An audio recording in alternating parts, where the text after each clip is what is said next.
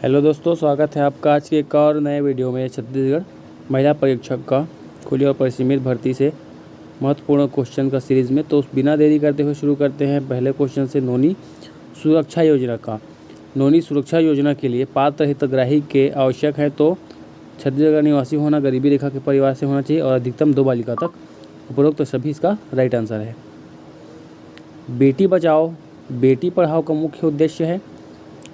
बेटी पढ़ाओ और बेटी बचाओ का मुख्य उद्देश्य है लिंग विभेद एवं लिंग चयन को समाप्त करना, बालिकाओं का शिक्षा सुनिश्चित करना, बालिकाओं की उच्च जीविका सुनिश्चित करना। उपरोक्त सभी इसका सही आंसर है बेटी बचाओ बेटी पढ़ाओ का।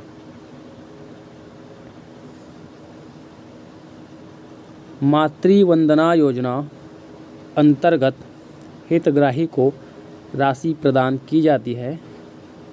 तो मातृ वंदना योजना अंतर्गत हितग्राही को प्रथम किस्त 1,000 रुपये पंजीयन पर, द्वितीय किस्त 2,000 कम से कम एक बार प्रसव पूर्ण जांच पर, तृतीय बच्चे के जन्म पंजीयन करने एवं प्रथम चक्र का टीका लगने के बाद 2,000 रुपये। उपरोक्त सभी सही आंसर है इसका। अति गंभीर कुपोषित बच्चे एवं मध्यम कुपोषित बच्चे को कहते हैं।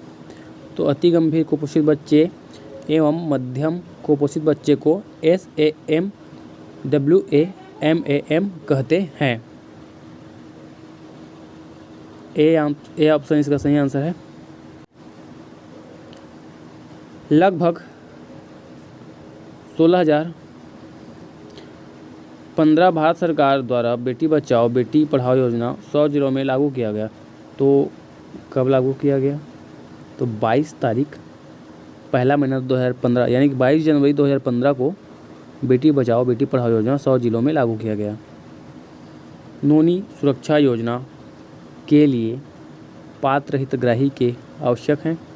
तो नोनी सुरक्षा योजना के लिए पात्र हितग्राही के लिए आवश्यक है छत्तीसगढ़ का निवासी होना, छत्तीसगढ़ का मूल निवासी होना तथा गरीबी रेखा परिवार से होना और अधिकतम 2 बालिकाओं तक। उपरोक्त सभी नोनी सुरक्षा योजना के पात्र हितग्राही हैं। नोनी सुरक्षा योजना अंतर्गत पंजीकृत बालिका का 18 वर्ष की आयु पूर्ण होने तक विवाह न होने तथा कक्षा 12वीं तक की कक्षा पूर्ण करने पर वित्तीय संस्था द्वारा प्रदान किया जाएगा। तो न्यूनतम 1 लाख या परिपक्वता राशि जो भी अधिक हो प्रदान किया जाएगा।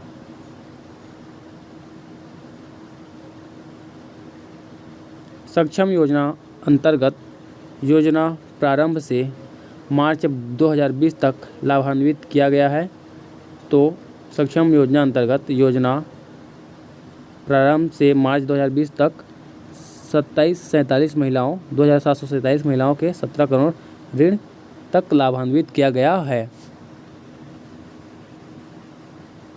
यौन उत्पीड़न HIV एवं तृतीय लिंग को भी सक्षम योजना के लिए पात्र माना गया है। इस योजना में शामिल किया गया है। तो इस योजना में इन लोगों को वर्ष 2017-18 में शामिल किया गया। 2017-18 में शामिल किया गया।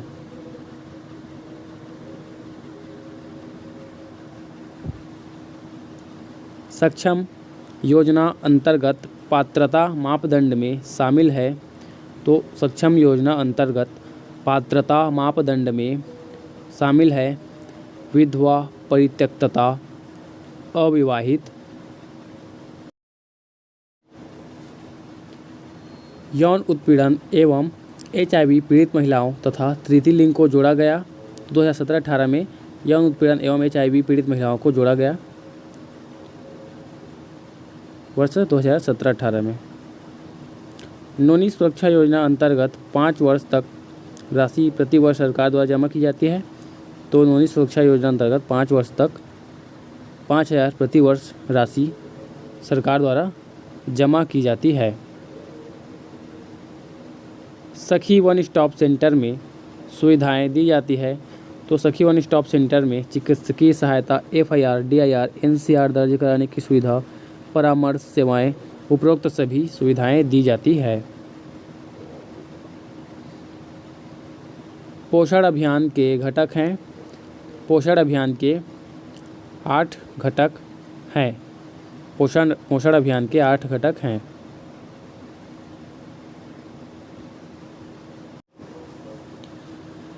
पोषण अभियान का लक्ष्य है 6 वर्ष तक आयु के बच्चों में 2% प्रतिवर्ष की मान से 3 वर्ष में 6% कुपोषण की कमी लाना। छोटे बच्चों में 3% प्रतिवर्ष की मान से 3 वर्ष में 9% की एनीमिया में कमी लाना। ए एवं बी दोनों सही हैं। पोषण अभियान योजना है तो पोषण अभियान योजना केंद्र प्रवर्तित योजना है।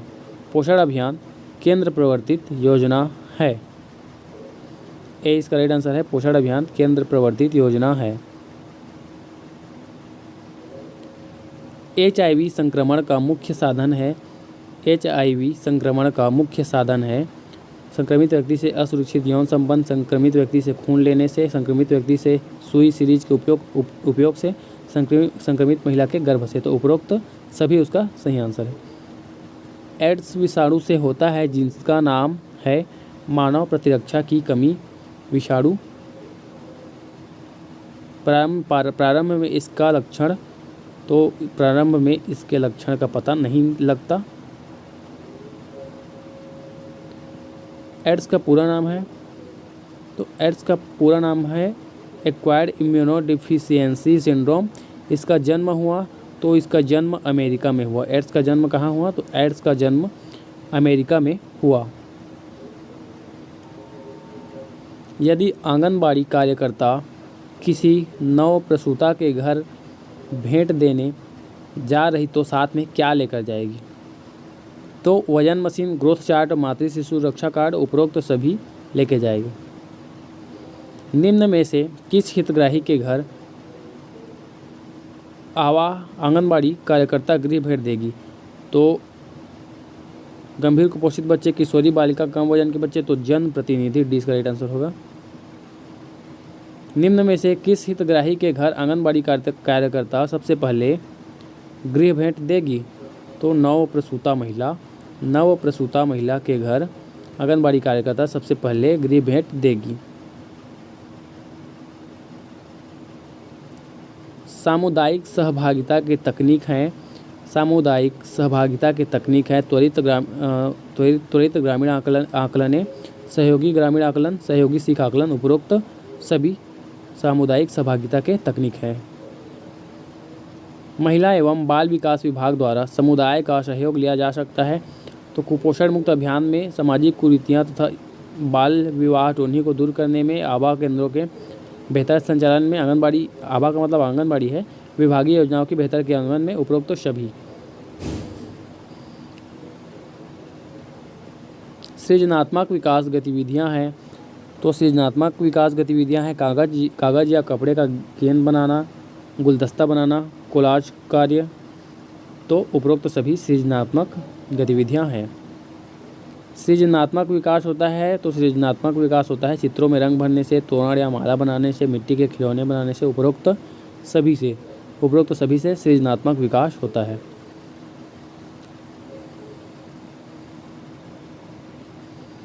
सामाजिक विकास का उदाहरण है त्यौहार मनाना, सामूहिक खेल खेलना, प्रार्थना गीत, मनोरंजन। उपरोक्त सभी से सामाजिक विकास होता है। उपरोक्त सभी सामाजिक विकास का उदाहरण है। अनौपचारिक शिक्षा के दौरान बच्चों के साथ क्या नहीं करना चाहिए? तो बड़ों की तरह व्यवहार की आशा नहीं करना, बच्चों का लंबी चौड़ी व्याख्या न देना, बच्चों की पारस्परिक तुलना नहीं करना चाहिए। तो उपरोक्त सभी इसका सही आंसर है। भाषा विकास हेतु गतिविधियाँ हैं कहानी सुनाना, गीत गाना, पहेली बुझाना। उपरोक्त सभी भाषा विकास हेतु गतिविधियाँ हैं। डी इसका सही आंसर है। भाषीय विकास प्रमुख तत्व हैं तो भाषी विकास प्रमुख तत्व हैं सुनना, पढ़ना, बोलना। उपरोक्त सभी भाषीय विकास के तत्व हैं। उपरोक्त सभी भाषी विकास के प्रमुख तत्व हैं सुनना, पढ़ना, बोलना। भाषाई विकास का उद्देश्य है अभिव्यक्ति का विकास, शब्द भंडार का विकास, समझने की क्षमता। उपरोक्त सभी भाषाई विकास का उद्देश्य है।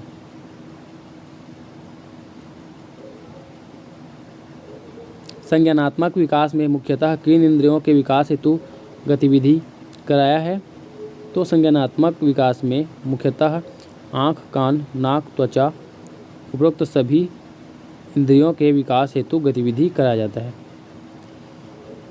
संज्ञानात्मक विकास मुख्यतः किस विकास से संबंधित है?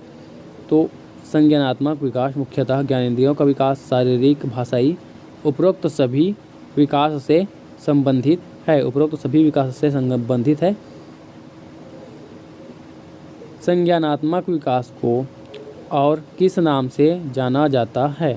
तो संज्ञानात्मक विकास को वैयक्तिक विकास के नाम से जाना जाता है। संज्ञानात्मक विकास को वैयक्तिक विकास के नाम से जाना जाता है। शारीरिक विकास संबंधी गतिविधि का उद्देश्य है। तो शारीरिक विकास संबंधी गतिविधि का उद्देश्य है शरीर का उपयुक्त विकास, स्थूल मांसपेशियों का विकास और संतुलन, सक्षम मांसपेशियों का विकास और संतुलन। उपरोक्त सभी निम्न में से कौन सी गतिविधियाँ शारीरिक विकास की नहीं है? तो चलना, खेलना, फुदकना, रंग ज्ञान। तो इसमें से रंग ज्ञान शारीरिक विकास की गतिविधि नहीं है। इसमें शारीरिक विकास नहीं होता रंग भरने में। आंगनवाड़ी कार्यकर्ता शाला पूर्व अनौपचारिक शिक्षा के आयोजन के पूर्व करें तो थीम का चयन करें। थीम यानी विषय वस्तु का। समय सारणी का निर्माण, प्रशिक्षण किट। उपरोक्त सभी इसका सही आंसर है। शाला पूर्व शिक्षा के बच्चे आनंदित होते हैं। तो कहानी सुनने से, खेलने से, गीत सुनने से, चित्र बनाने से, अभिनय करने से, सभी से। उपरोक्त जो सभी है शाला पूर्व शिक्षा के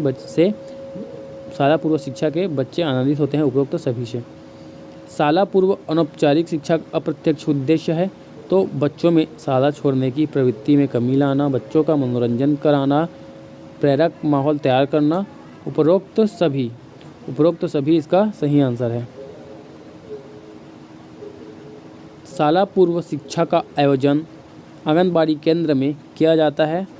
तो शाला पूर्व शिक्षा का आयोजन आंगनबाड़ी केंद्र में बच्चों में शारीरिक विकास के लिए, सृजनात्मक विकास के लिए, बच्चों में संज्ञानात्मक विकास के लिए, भाषाई विकास के लिए, व्यक्तिगत सामाजिक एवं संवेगात्मक विकास के लिए, सभी के लिए किया जाता है। विटामिन ए की खुराक दी जाती है।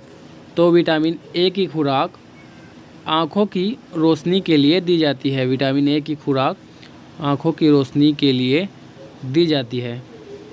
ए ऑप्शन सही है। बच्चे को 9 माह से 60 माह के आयु के मध्य 6 माह के अंतराल में विटामिन ए की कितनी खुराक दी जानी चाहिए? तो राइट आंसर आप कमेंट कीजिए इसका। बच्चे को 9 माह से 60 माह के आयु के मध्य 6 माह में कितनी खुराक दी जाती है विटामिन ए की? तो उसको कमेंट कीजिए। बच्चे को विटामिन ए की खुराक दी जा सकती है। तो 50 माह की उम्र तक बच्चे को विटामिन ए की खुराक दी जा सकती है। 50 माह की उम्र तक। विटामिन ए की प्रथम खुराक बच्चे को दी जाती है जब बच्चे की उम्र हो। तो विटामिन ए की प्रथम खुराक बच्चे को दी जाती है जब बच्चे की उम्र 9 माह हो। 9 माह होने पर बच्चे को विटामिन ए की प्रथम खुराक दी जाती है। पोलियो को जनसाधारण तक पहुंचाने के लिए किस अभिनेता द्वारा टीवी पर विज्ञापन प्रचार प्रसार किया जाता है? तो अमिताभ बच्चन द्वारा। पोलियो को जनसाधारण तक पहुंचाने के लिए अमिताभ बच्चन द्वारा। खसरा का द्वितीय टीका प्रथम टीका से कितने दिनों बाद लगाया जाना चाहिए? तो खसरा का द्वितीय टीका प्रथम टीका से प्रथम 4 सप्ताह बाद, किंतु 16 माह की आयु के पहले लगाया जाना चाहिए। हिप बी का प्रथम टीका कब दिया जाना चाहिए? तो हिप बी का प्रथम टीका जन्म के 6 सप्ताह बाद या 7 वर्ष की आयु के भीतर दिया जाना चाहिए। अगला क्वेश्चन यहाँ पर खसरा का पहला टीका कब लगाया जाता है? तो बच्चे की आयु 9 माह पूरा होने के बाद 5 वर्ष की आयु तक माह बाद 3 वर्ष की आयु तक लगाया जाता है। डीपीटी पोलियो का प्रथम टीका जन्म के कितने दिनों बाद लगाया जाना चाहिए? तो डीपीटी पोलियो का प्रथम टीका जन्म के 6 सप्ताह बाद दिया जाना चाहिए। डीपीटी पोलियो के 2 टीके के बीच कितने दिनों का अंतर होना चाहिए? तो डीपीटी पोलियो के 2 टीके के बीच 4 सप्ताह का अंतर होना चाहिए। 4 सप्ताह का अंतर होना चाहिए डीपीटी पोलियो के 2 टीकों के बीच। डीपीटी कब लगाना चाहिए? तो डीपीटी जन्म के समय या 1 वर्ष की आयु के अंदर जितनी जल्दी हो सके लगाना चाहिए डीपीटी का टीका। डीपीटी के कितने टीके लगते हैं? तो डीपीटी के 3 टीके लगते हैं। डीपीटी के 3 टीके लगते हैं। सी ऑप्शन इसका सही है। तो आज के लिए इतना ही। चैनल को लाइक कीजिए, सब्सक्राइब कीजिए और शेयर कीजिए। धन्यवाद।